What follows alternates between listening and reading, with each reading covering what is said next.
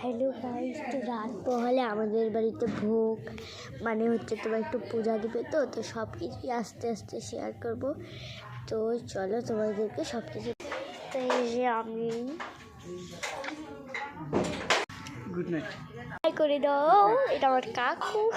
তো এই যে আমাদের বাড়ি ফুল গাছ, কত সুন্দর গাইস ফুল। আমার আরেকটা ফুল সবচেয়ে প্রিয়, এই যে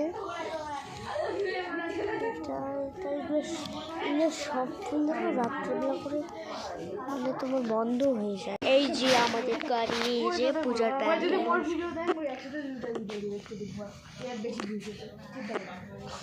তো এই যে আরো এই পাশে হচ্ছে তোমার যারা মনসা পূজা হবে, তো